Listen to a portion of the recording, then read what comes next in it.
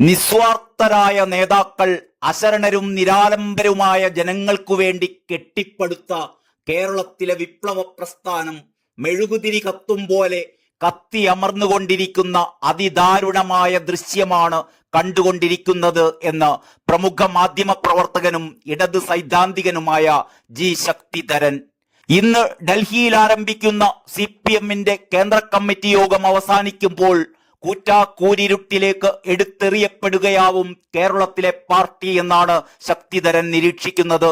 ഏറ്റവും പുതിയ ഫേസ്ബുക്ക് പോസ്റ്റിലാണ് ഈ നിരീക്ഷണം. കേന്ദ്ര കമ്മിറ്റി അംഗം EP ജയരാജൻ ഈ യോഗത്തിൽ പങ്കെടുക്കാതെ വിട്ടുനിൽക്കുകയാണ് എന്ന ഗൗരവമുള്ള അറിയിപ്പ് ഇന്ന് പാർട്ടി ആസ്ഥാനത്ത് ലഭിച്ചിട്ടുണ്ട് എന്നാണ് ഡൽഹിയിലെ പാർട്ടി കേന്ദ്രങ്ങളിൽ നിന്ന് അറിയുന്നത്. കേരളത്തിലെ പാർട്ടിയിലെ പ്രശ്നങ്ങൾ അത്യന്തം മൂർച്ഛിച്ചു നിൽക്കുമ്പോൾ EP ജയരാജന്റെ അസാന്നിധ്യം മനഃപൂർവ്വമാണ് എങ്കിൽ അതൊരു വെല്ലുവിളി തന്നെയാണ്. മുഖ്യമന്ത്രി ഡൽഹിയിൽ നേരിട്ട് കണ്ടപ്പോൾ EP ജയരാജനുമായി കൂടിക്കാഴ്ച നടത്തിയിട്ടും ജയരാജൻ മയപ്പെട്ടില്ല. PBയിലും കേന്ദ്ര കമ്മിറ്റിയിലും ഉൾപ്പെട്ട അംഗങ്ങൾ പരസ്പരം ബന്ധപ്പെടുന്നത് പോലും അപൂർവമാണ്.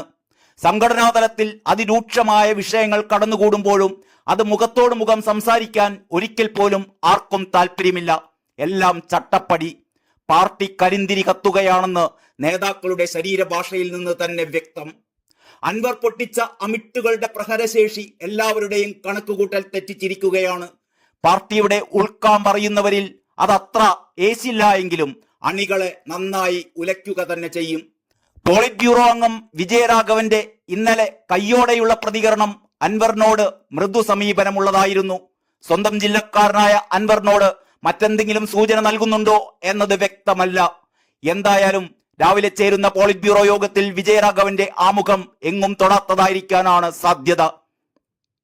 പിണറായി വിജയന്റെ കാലം കഴിഞ്ഞു എന്ന ധാരണ ബലപ്പെട്ടിരിക്കുന്നതിനാൽ ആര് എങ്ങോട്ടേക്കൊക്കെ മാറുമെന്ന് പറയാനാവില്ല.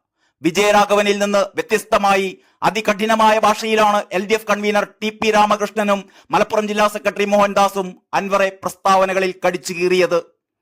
EP ജയരാജന്റെ വിട്ടുനിൽക്കലും സെക്രട്ടേറിയറ്റ് തീരുമാനമെന്ന പേരിൽ കണ്ണൂർ ജില്ലാ സെക്രട്ടേറിയറ്റ് പാർട്ടിക്കുള്ളിൽ ഇപ്പോൾ വിതരണം ചെയ്ത കത്തും എരിതീയിൽ എണ്ണ ഒഴിക്കുക തന്നെയാകും.